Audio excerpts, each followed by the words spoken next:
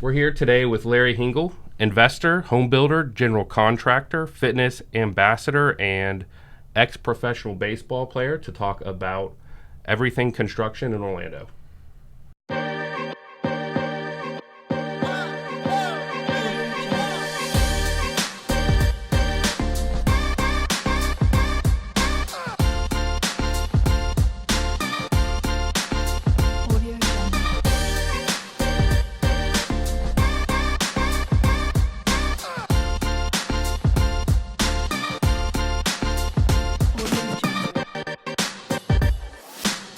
And you forgot ruler of the universe, too. And ruler of the universe. Nice teasing.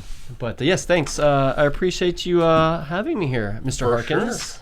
sure. I'm honored. I'm honored and thrilled to be here. Yeah, it's great to have you, man. Thank you. So, you're responsible for a lot of my home building knowledge. I'm fortunate to be able to work on a lot of new construction now, work with a couple different builders, a couple developers, but that all kind of started with one property, one house that we worked on together in your neighborhood. So tell me a little bit about how you got started in building, how you guys kind of found your first projects, a little bit about your company, and what you do here in Orlando. Well, first of all, I'd like to apologize because I did not have our makeup artist here today, so I'm a little bit rough around the edges. So we're a low-budget production around here. Welcome, me. So, answer your question. What was your question again? No, I'm just teasing. I remember. Tell us about the start, the birth of Larry Hingle, home builder. That's a long story and might be a little bit boring, but what it all started with, after I finished my baseball career, I needed something else to do, and I did not have my education done at Stetson University, so I had more schooling to finish, and I eventually ended up working for a company called Florida Rock Industries, which was a construction material supplier, and I had about zero knowledge of construction. You just started like no construction background, zero. Just hired. Zip, just jumped head first. Yeah. And actually, funny thing is I know I got the job because I was a really good softball player. So the manager of the... So wait, I said ex-professional baseball player Correct, earlier. yeah. It should be softball player? No. That's just, they kind of go hand in hand. Yeah. So I was playing softball, and a friend of mine worked for this company as well, and long story short, I got the job, and I didn't know. It basically was essentially selling concrete and building materials like block and rebar, things like that, to general contractors. And went head first, and just took my lumps. And I learned by keeping, my mouth shut and my eyes and ears open, and just learned as I went along. And was the market booming then? Was that like 2002, 2003? Oh, no, it was before that. It was before the 2000s. So things were. So just kind of like a steady market. Yeah, it was good. It was a good market, but it was interesting because I really didn't know anything. So I just had to kind of learn as we were going along. And to make it simple, after a few years of doing that, the current sales manager was going to move to the division president, and then I had aspirations of being the general manager myself.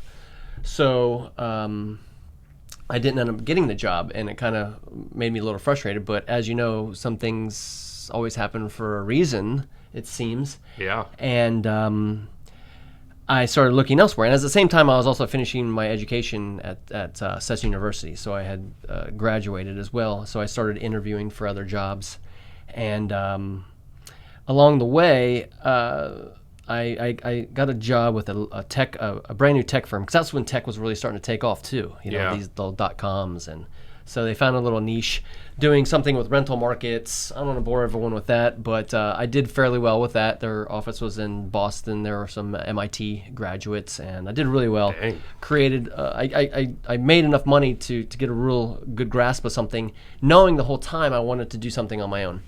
I had read a book by Robert Kiyosaki called Rich Dad, Poor Dad, and it really opened my eyes to income streams. Yeah, that was the first book where...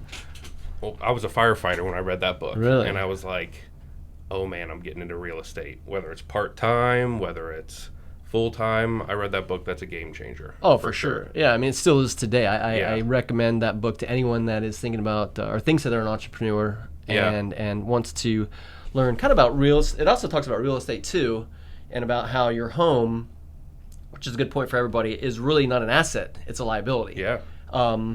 So it's kind of a different way of thinking, and it's better to have 4 or 5 of individual revenue streams working for you at all times rather than just work for someone and get a paycheck. So you're trading time for money. Yeah.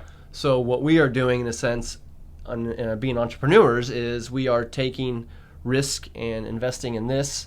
So that's why it's good to kind of diversify. But back to the question, that's how I became involved with construction. And reading that book.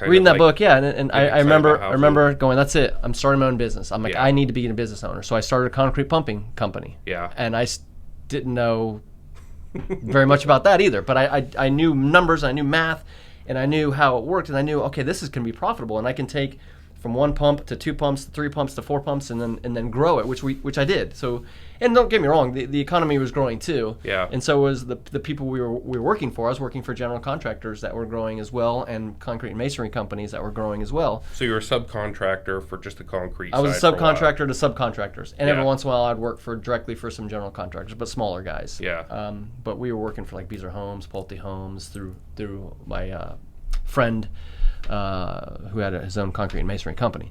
So that started to grow, and we got to a point to where I grew the company to like $1.5 million in revenue, which was a lot for just no product, just a service. Yeah. So, but it was some crazy times. That's the reason why I think my hair is gray now, and I'm surprised I actually still have hair. I'm shocked. Having employees is a very interesting thing. But so that started to develop, and then as I was working for these guys, I'm thinking, hey, the guys I'm working for are just big dummies like me.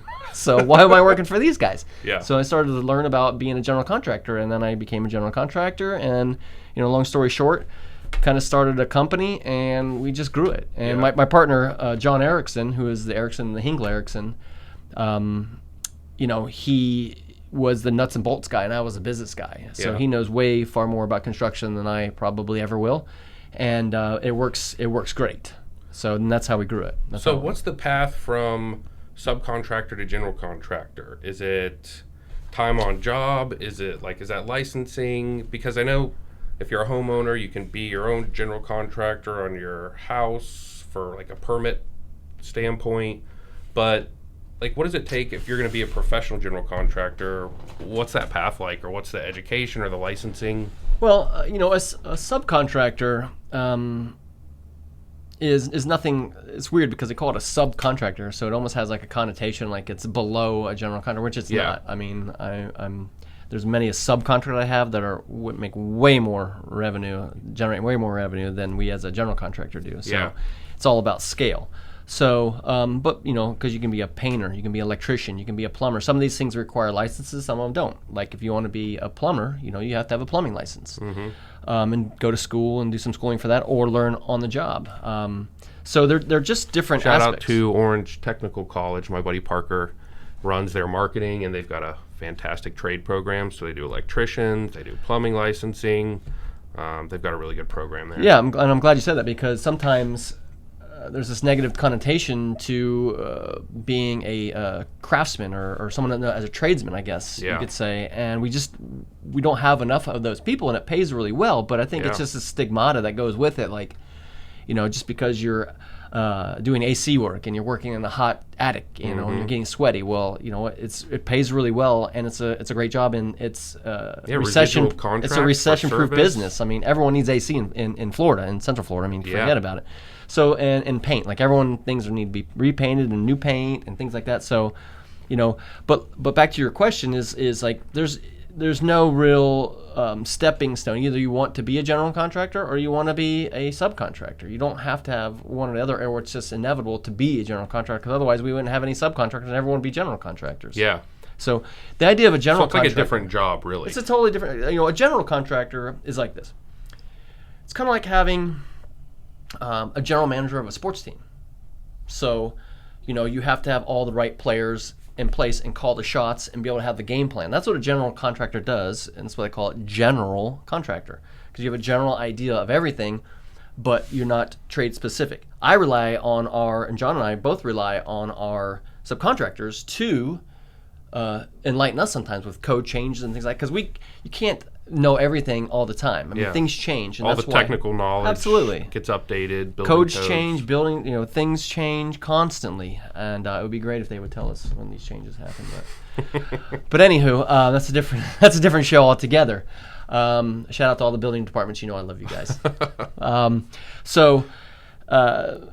Or I lost my train of thought. So I think you kind of got us it? there. Like going from a subcontractor, general contractor, it's not an evolution. No, it's not. It's a different job. It's totally different not. business. Yeah, it's totally not. Yeah. So, and then, like I said, you can be a tremendously successful subcontractor. Yeah. There's nothing negative about a subcontractor. It's just a different trade. Choice. Yeah. Just a different trade. So you've kind of done it all. You worked as an employee for subcontractors. Then you acted as a subcontractor. Then you moved up to general contracting, partnered with John, and you guys started Hingle Erickson. So we've worked together. You've been building brand new homes. You've been doing some development. You've been doing some investing. So we'll get to kind of how you're involved in a lot of different things with that experience. A lot of people watching are homeowners. And if they're not homeowners, hopefully they're going to be calling me to become a homeowner.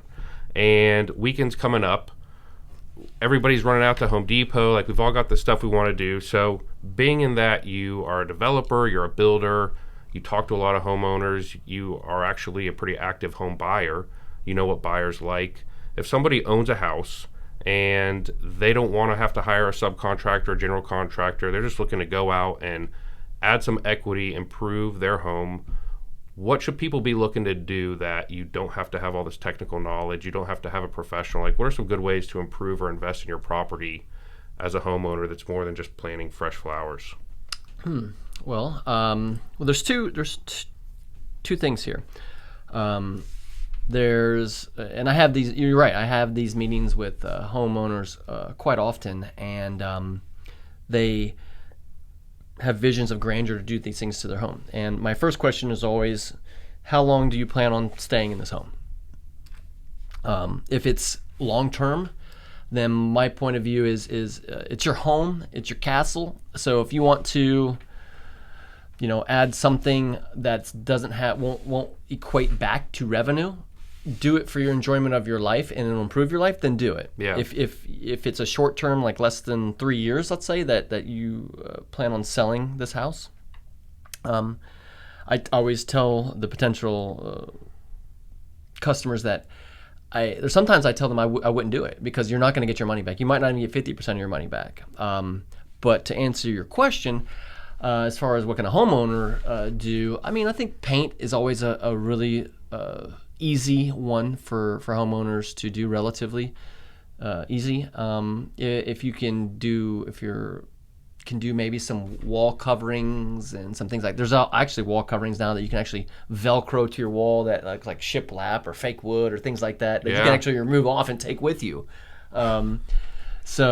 But the other things like new cabinets and new countertops, new flooring, those things have a different life style to them too, because like if you're talking about back to home sales, so if you're going to sell your home and you're going to upgrade your kitchen, that's great because now you're enjoying that currently, and now in 2 years that you go to sell, well, it's a new kitchen. Yeah. So if you have a house that's very similar to size and price point, but this has newer finishes and newer style, more than likely that's going to sell quicker. You get more mileage out of it because it's not just for you. Right. Yeah. It's you're thinking more long term, but those every homeowner has a different scenario. Yeah. So it's hard to pigeonhole anybody, but if depending on what you want to do, and like I said, the longevity of how you're going to be in that property really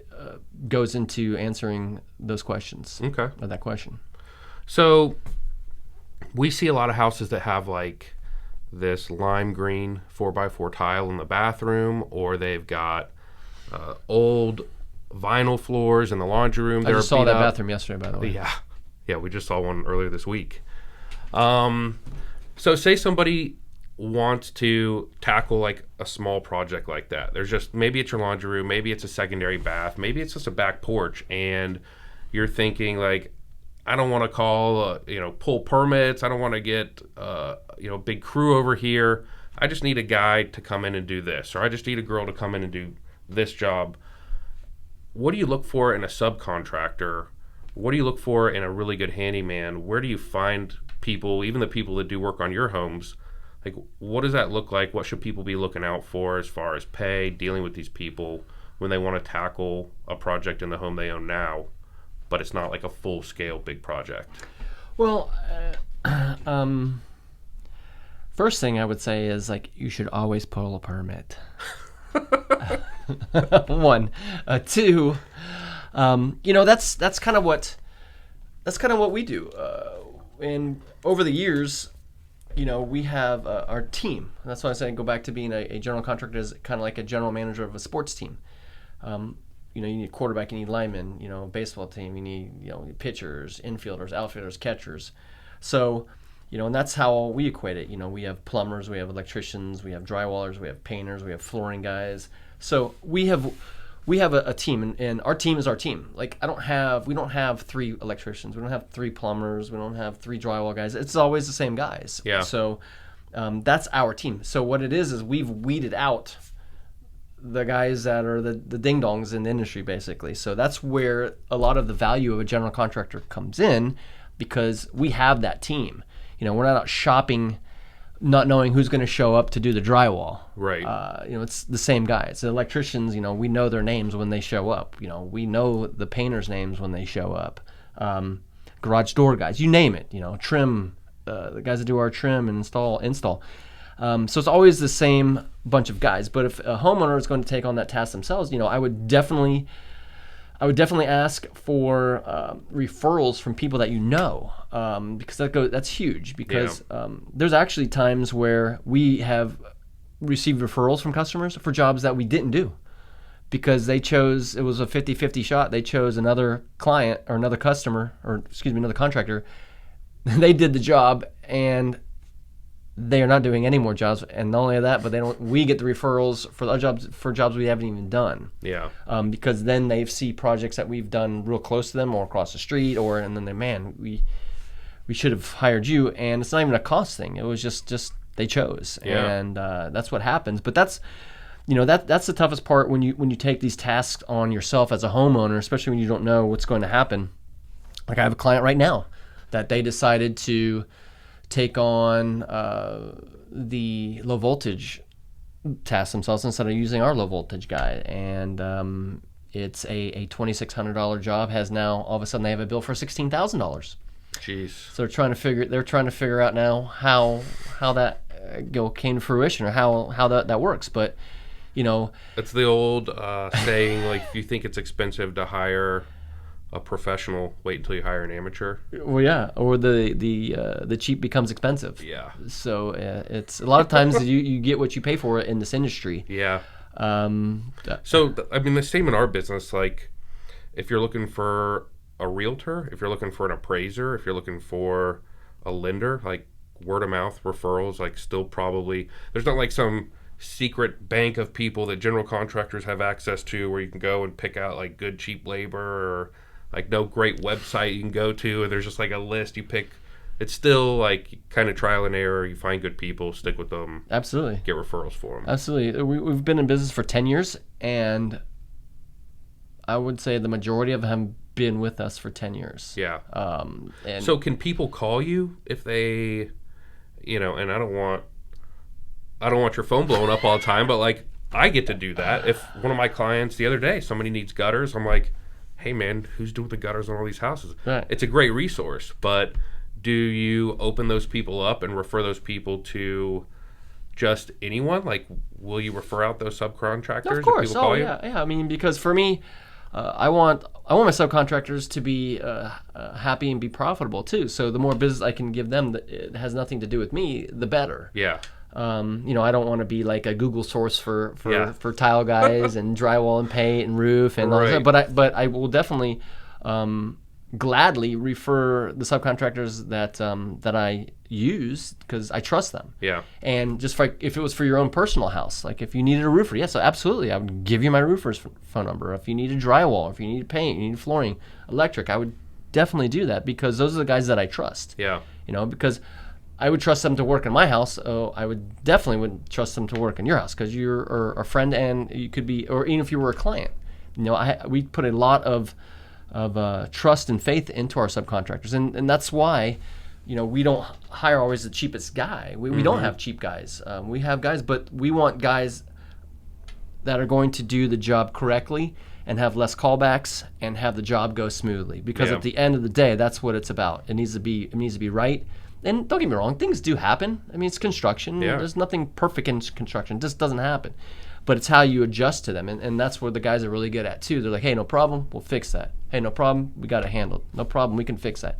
And they don't take the money, run when the job's no, done. of course not. No, the old tailgate warranty. Like you see the light, as soon as you see the tail lights fade out, the warranty's over. Yeah. No, but in our new houses, you've seen it. Like all these new houses that we've built, our spec homes and sold, we very rarely have callbacks that are like warranty items that are big items because we just make sure that it's done correctly the first time. Yeah. Like I said, don't get me wrong. Like a client of ours the other day that we just sold the house for, they finally moved in and their hot water wasn't working to the master shower for some reason. So no problem, we'll fix it. Oh no, it was for the washing machine. Had like low water flow to it. I guess their washing machine was telling her that it had low flow. Smart washing machine. Yeah, it got to be real smart. And another little plumbing problem, no problem. Boom, fixed. Yeah.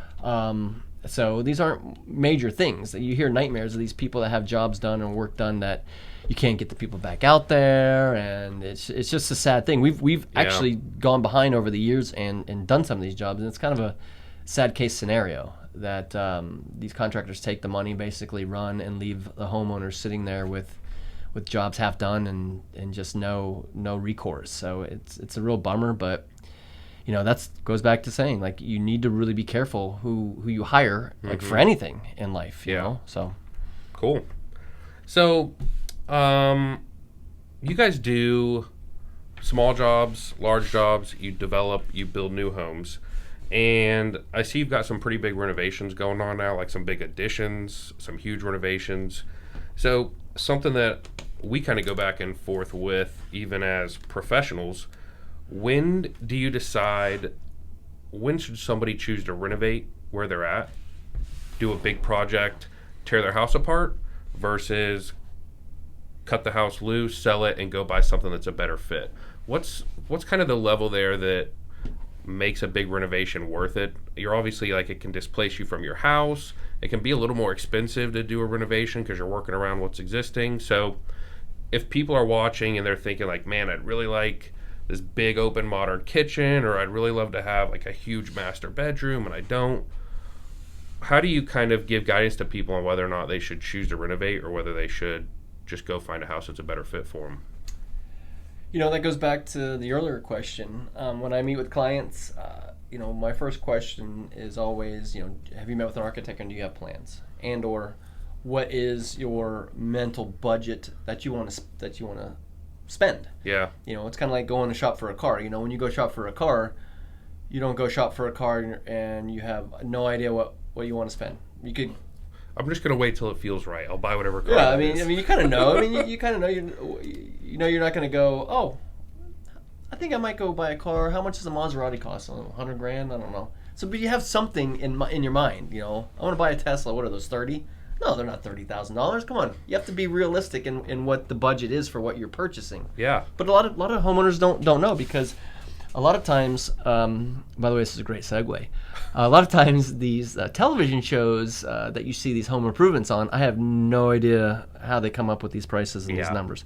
By the way, that's what we're going to do. We're developing our YouTube channel. And that's kind awesome. of one of the premises on it is to kind of give people a reality, especially in Central Florida, like really what things cost. So they have a real idea like what they're going to get into or the affordability of what they want to do. Yeah. Whether it's a brand new house, whether it's taking a 1,500 square foot house and putting on another 1,500 square feet, So that's Yeah, you see the TV shows and they show, kitchen renovation, $12,000. And it Yeah. sucks when you watch that on HTV for a year and a half, and then you go to Home Depot or you meet with a general contractor and you price it out, and they're like, no, that's $45,000. Yeah, that's I mean, a ton of cabinets. That's a refrigerator is high-end. $3,000. Yeah. I mean, just one refrigerator. That's one appliance. And you're not Yeah. talking about cabinets, countertops, flooring, backsplash, the other appliances. Mhm. Are you moving stuff? You have electrical. Then you Yeah. have plumbing. There's a lot of things that go just in the kitchen. Yeah. I think a good budget for kitchen renovation with appliances, I don't know, $30,000. Yeah. But it's all said and done. Yeah, it'd be nice to have be able to pull back the curtain a little bit and show how long does it actually take. You don't do that in a weekend for $12,000. That's actually like a 3-week, 6-week process. That's TV magic. Yeah, That's TV magic. But I need some of that.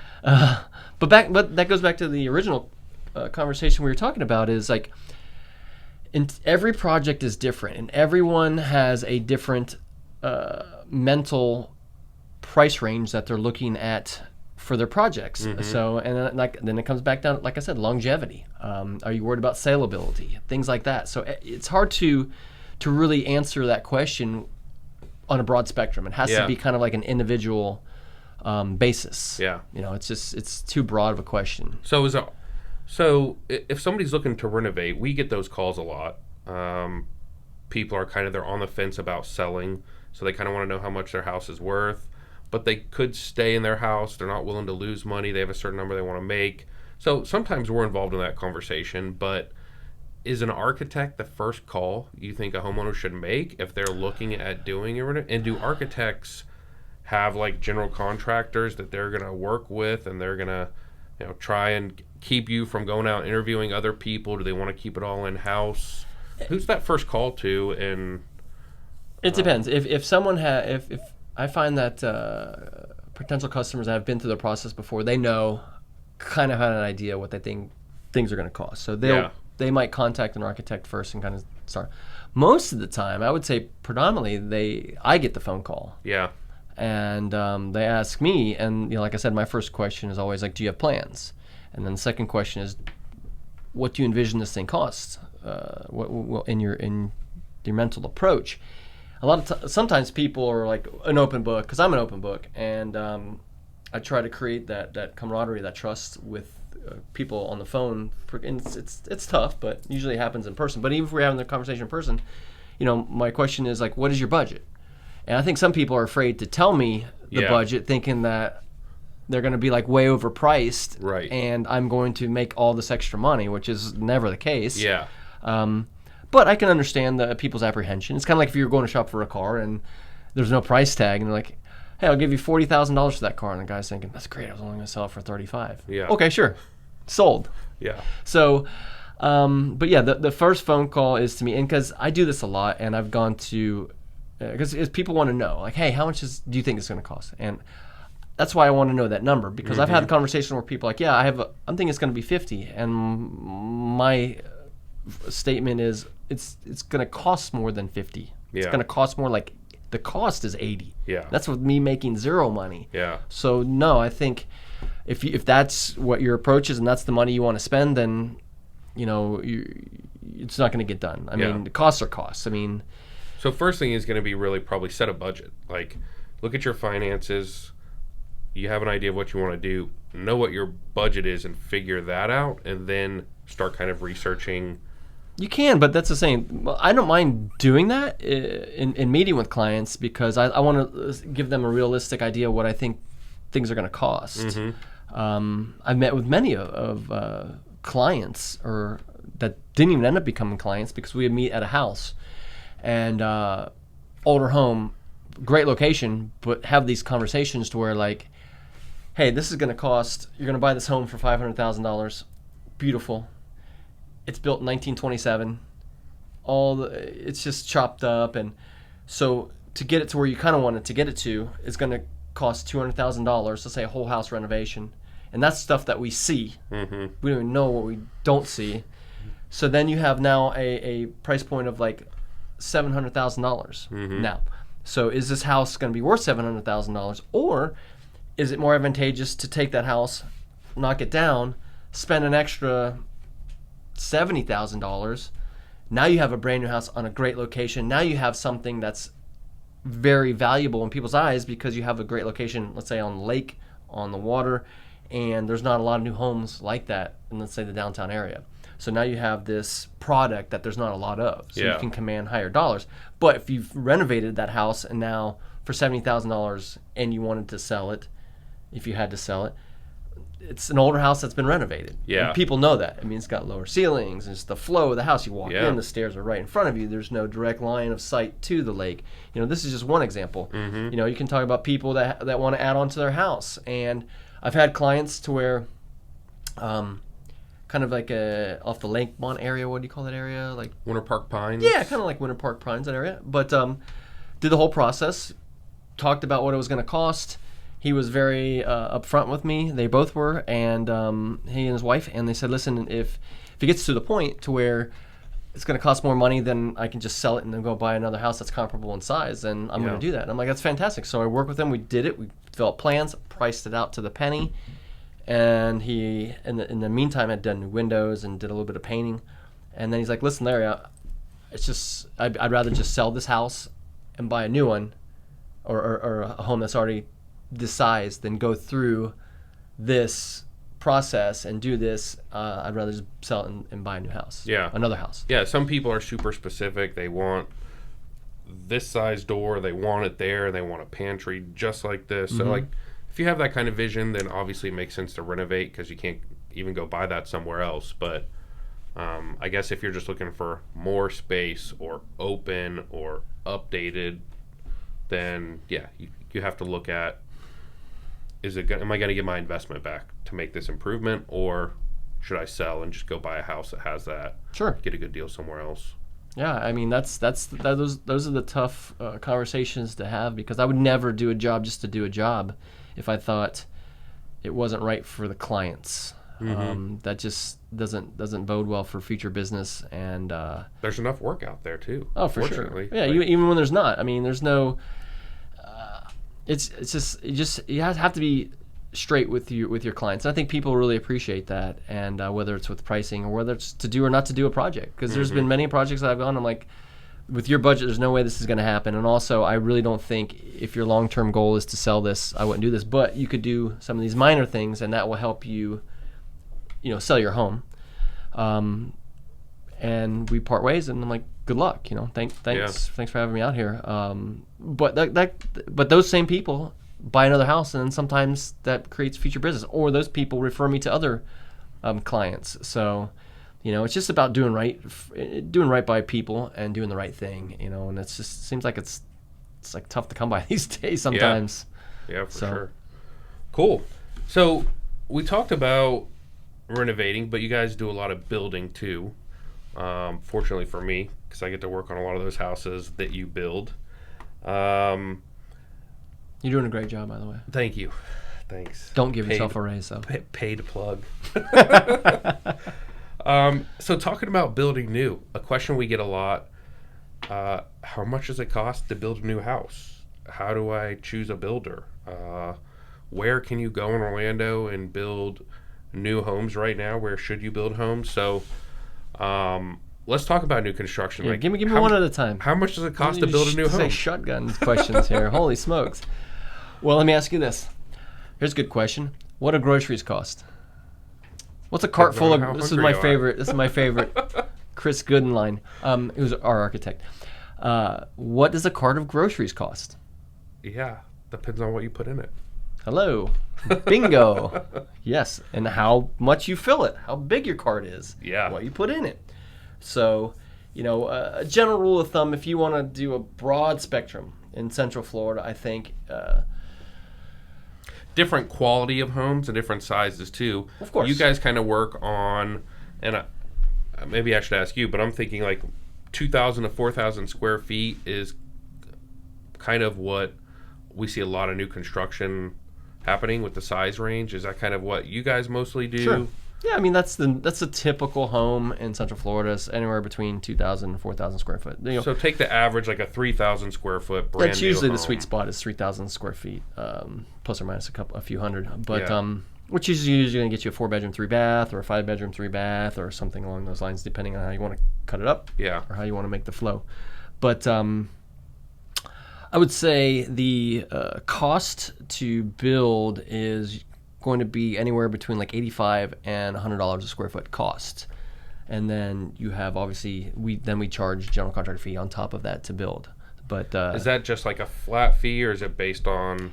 It's just based on difficulty of the job. It's based on a few factors, like are we doing the demolition, or is it just a vacant lot? Are the utilities already present? Do we have to do a septic system? So the lot itself is a tree. Do we have to worry about that?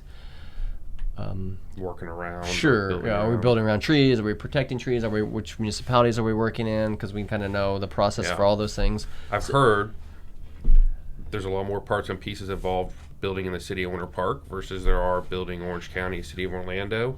Just level of oversight. No, they just they're all similar, but they're all different. Yeah. For example, city of Orlando doesn't require a final building survey. City of Winter Park does. City of Orlando doesn't require anything other than a final inspection for all your inspections for a CO. City of Winter Park wants you to come in there and bring the inspection card in there.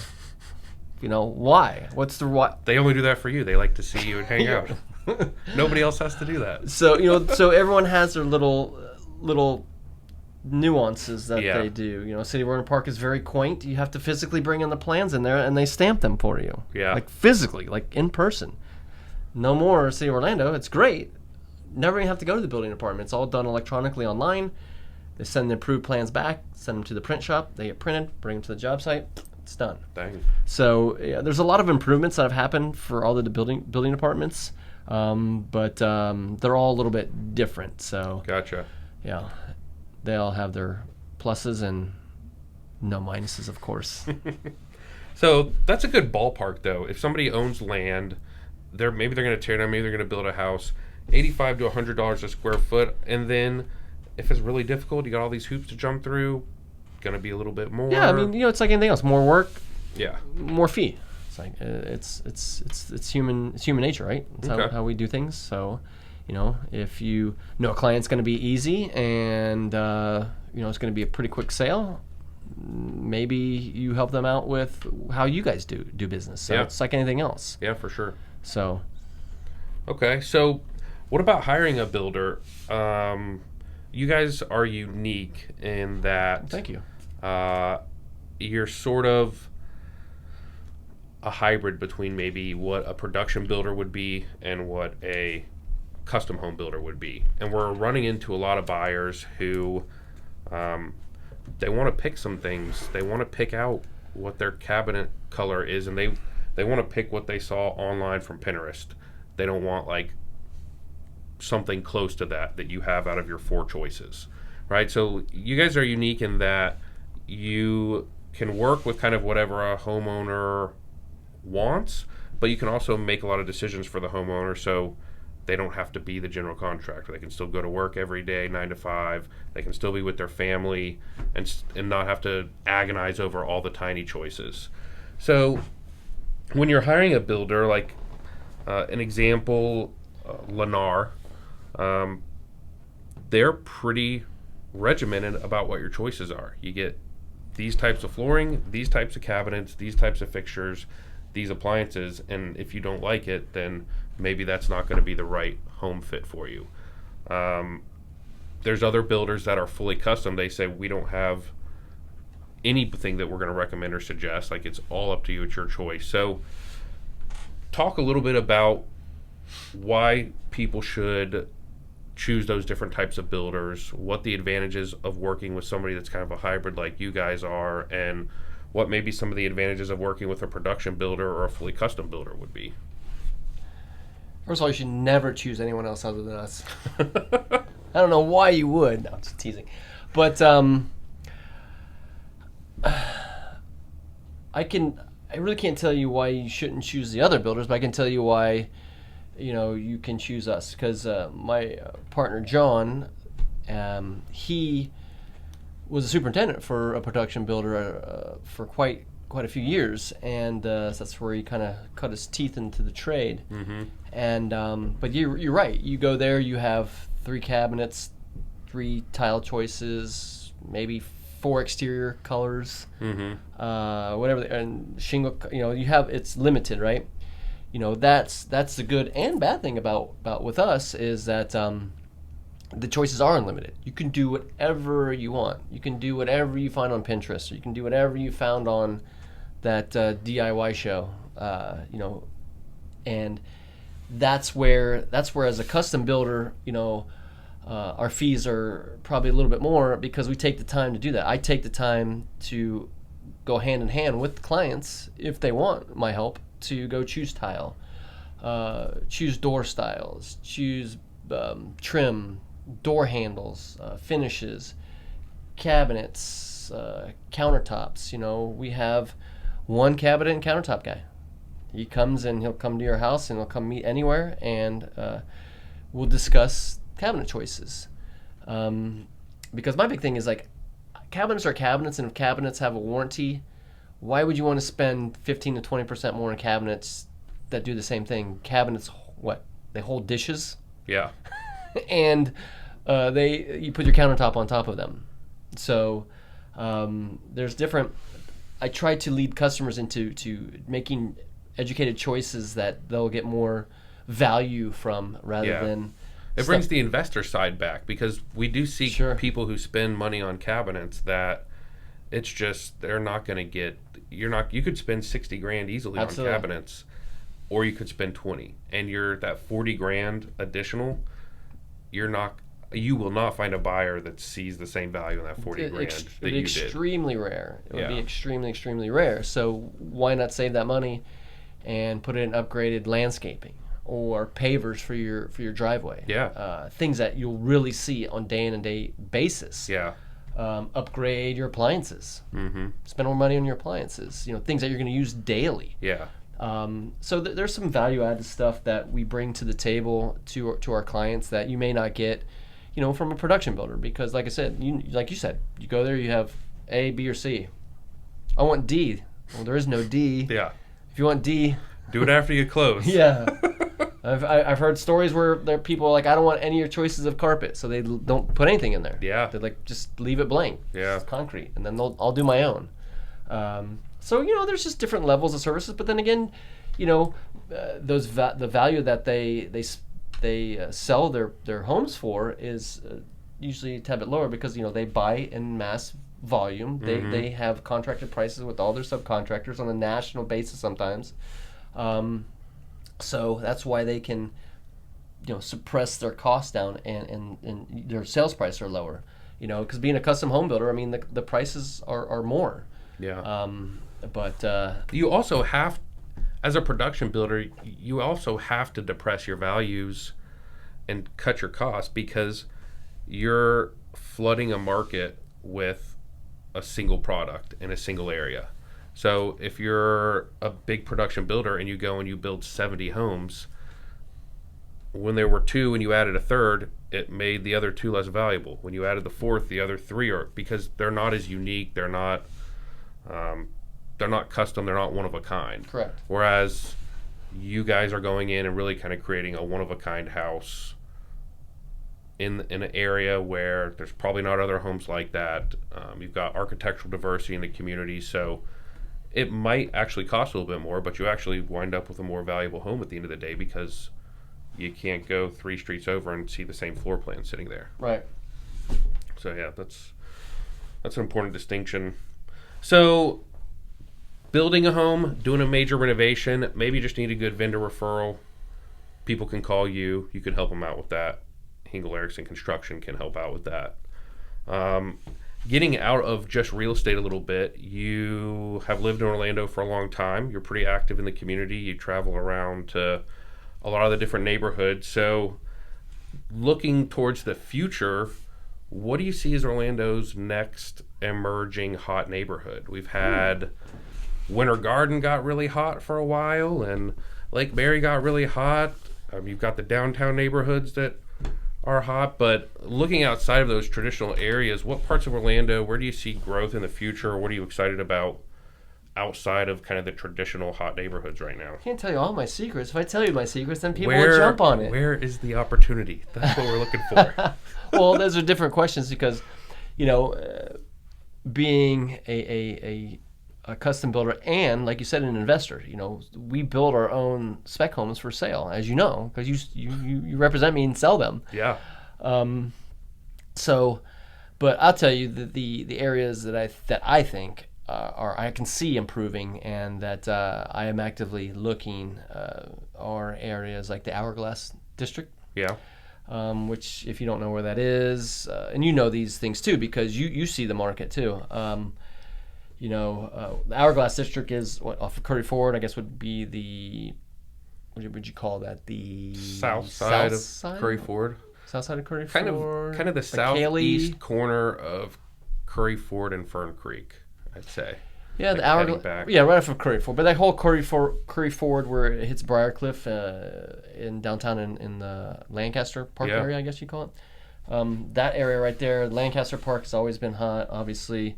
But there's little quadrants that are starting to improve, and prices are reasonable. College Park, I mean, my gosh.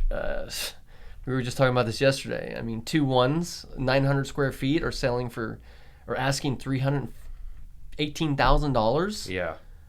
I mean, it's funny because I was going to send you something today that there was a 2-1 just listed, and it's on Cayley, but for $249,000. To me, that seems realistic. Yeah. But over $300,000 for a 900 square foot house.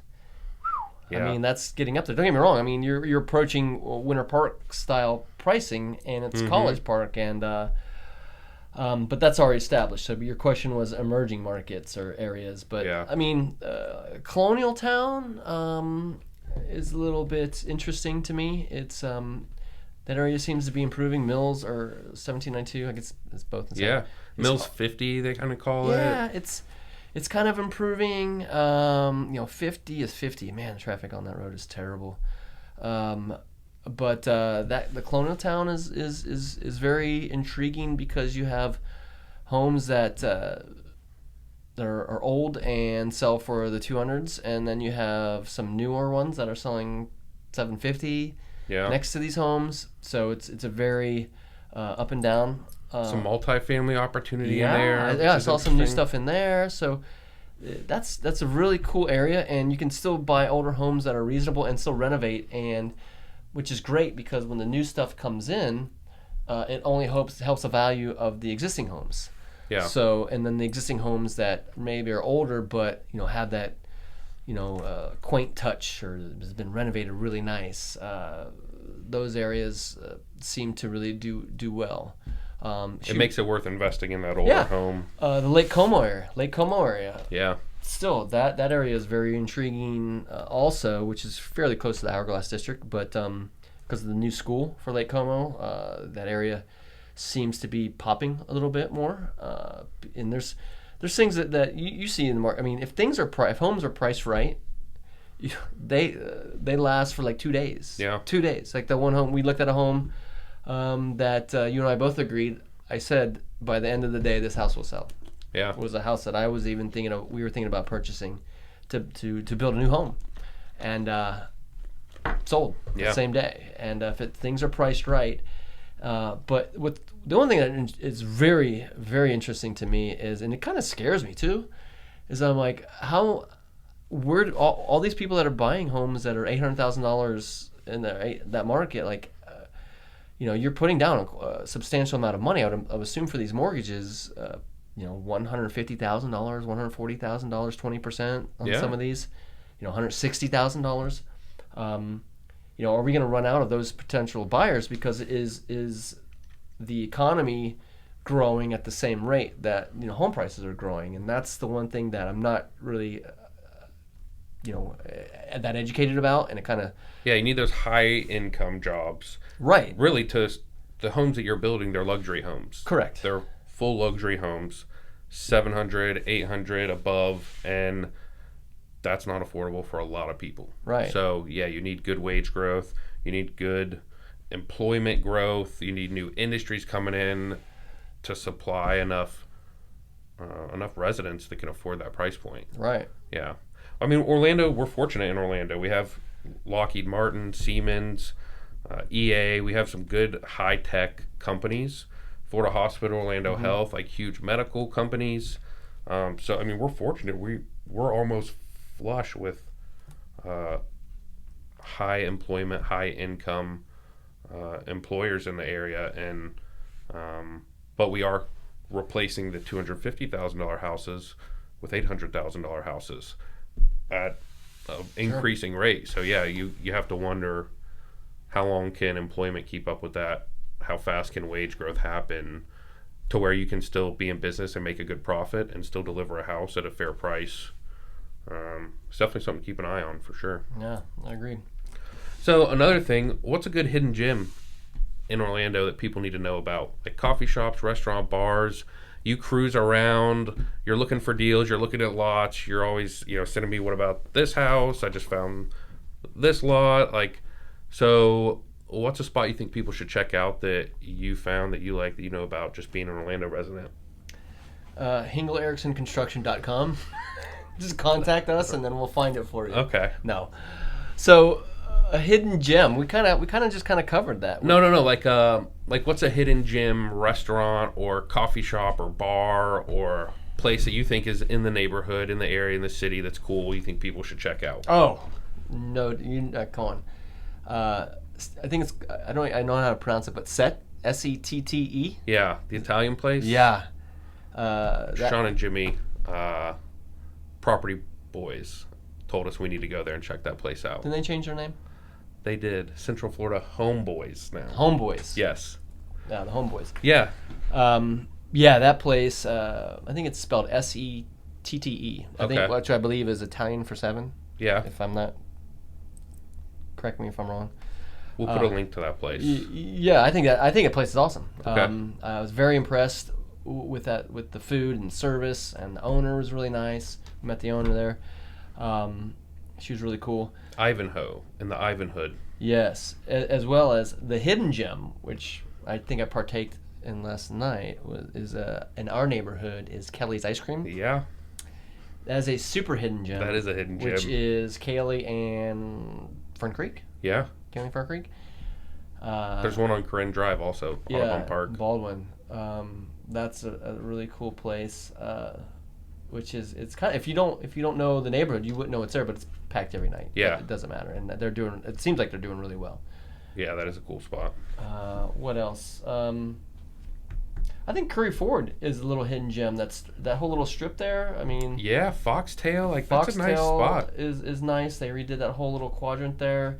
I hear that F&D Kitchen across the way, the Italian kitchen over there, is really good. It's really quaint, but I heard it's really good. I haven't heard about that. We need to go check that place out. Yeah. And then of course the real hidden gem, and everyone in our neck of the woods knows La Fiesta. Yeah. I mean, it's really not hidden, but if you don't live in the neighborhood, don't come over. It's too packed already.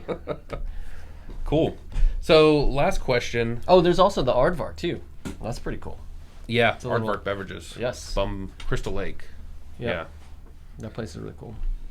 So, last question. Where are you finding opportunity in real estate moving forward? Somebody is looking to invest. Somebody's looking to get in the market. Maybe they're buying a home. But if you're interested in real estate, you're an investor yourself, where do you see, whether it's duplexes, maybe it's building new homes, maybe it's just buy and hold single family homes, maybe it's flipping, maybe it's going out in rural areas. Where do you think the opportunity is moving forward the next 3 to 5 years in real estate? For one, I mean, it's being an investor in real estate. You really have to do your homework. Yeah, there's things that we look at when we want to buy something, and it's our return, right? Yep. So we look at the purchase price. Luckily for us and our family, it's an advantage being a general contractor because I know what things cost. So we can look at a house or property or duplex and I can look at it and I can kind of do the math in my head. You know, purchase price is this, renovation cost is this. If it's a rental, rent is this. You know, upkeep is X, tax, insurance Y.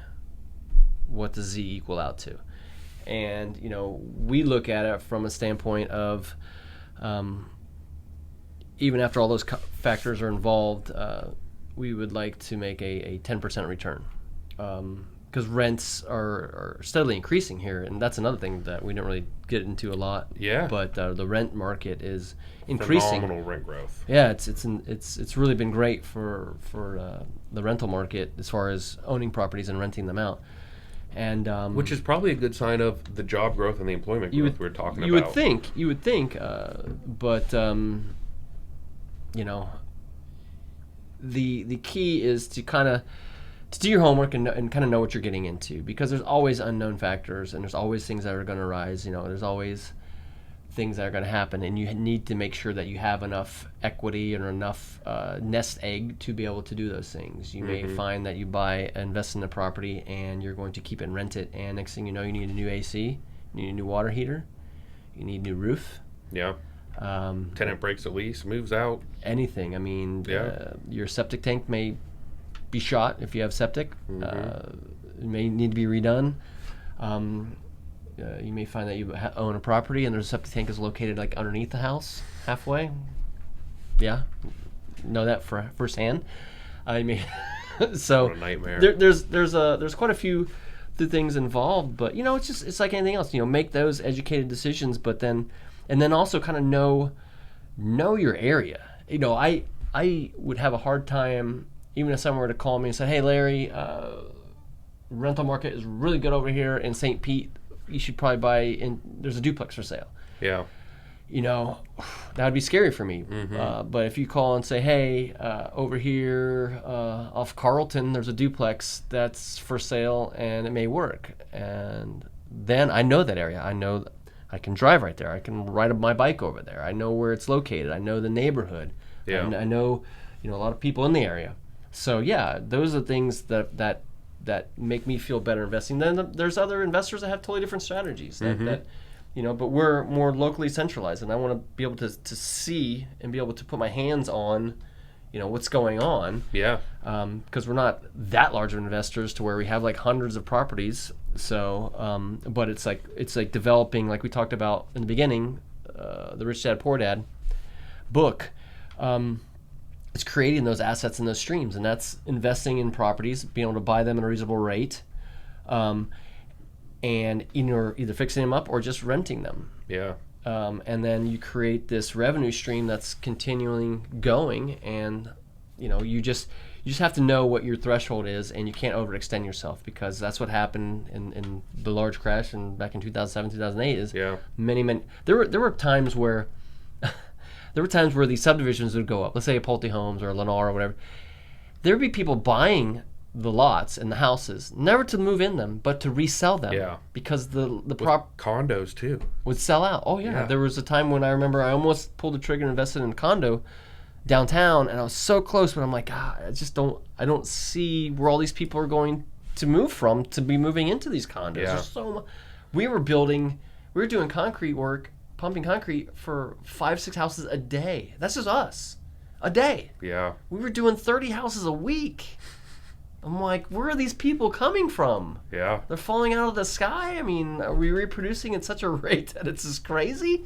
So I kind of saw what was happening, and I started to pull back and prepare for that, and that's one of the things that kept me from doing those things. Is like, there's going to be someone's going to be caught with this hot potato, and a lot of people were caught with it. So you just have to be careful. But you know, there's also too the other flip of the coin: no risk, no reward. You know. Yeah. So, but you have to be smart and know your threshold. It's like gambling. Like when you gamble, you better know your pain threshold. If you lose it all, can you lose it all? Are you okay with losing all that? Yeah. So knowing your area, really, like, get an area. That's really what you guys are great at, is you know your neighborhood really well. You're probably, when you do that, it's a different strategy for investing. But when you know a neighborhood like that, not only do you see deals that other people are going to miss because you know that street is a little bit different, or that lot is a little bit different, or the zoning's a little bit, you also develop relationships with the neighbors like we were talking about. Absolutely. So you'll have deals delivered to you that other people, before other people ever see them or have an opportunity, because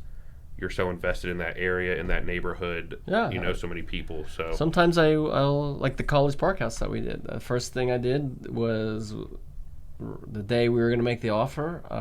I went over there and I brought my dog, and Tanner and I kind of just walked around. And less creepy with the dog. Yeah, I don't seem like a creeper, and I'm walking around like I'm walking my dog, and I'm like, who's this guy? Like walking around looking at all the houses, but I like to get a vibe for the street. Yeah. And it's very important to me because I look at it from a buyer's point of view. It's not like I'm not oblivious to think like the old car makers were back in the 70s or 80s when they're like, whatever we build, they'll just buy. Yeah. That's not the case. You just have to really think about the street, the neighborhood, and what kind of product you will put there to be attractive, and will it sell? Because you can't just have a really undesirable neighborhood and go stick a $700,000, 3,000 square foot house there and expect that it's going to sell. Yeah. Because people are afraid to even drive there. Why would they live there? Yeah. So you have to be very cognizant of all the surrounding and all the factors that go into it. But and you have to really kind of get a feel for the transition that's happening too. Because let's face it, anytime you can get ahead of the curve, you have an advantage. Mm-hmm. Anytime you can get ahead of a trend, there's an advantage. Yeah. Or someone has to set the trend. Yeah. So, if you're that guy, you probably won't make as much money, but you'll have set the trend, and you may have the opportunity to do more of those in that particular area. Mm-hmm. So, I don't know. It's an exciting time. It is. Things have been going really well. I mean, we love what we do. I love creating new homes because it's not just the home. It's like creating a place for a family to live and grow. It's pretty cool. And then so many of our customers that we've built homes for and didn't even know we were building homes for, but they were purchased the homes. They become our friends. They come to our Christmas parties. We go on vacations together. So, it's really cool. I really love what we do on a daily basis. So I really enjoy it. Cool. Almost as much as hitting home runs. All right, man.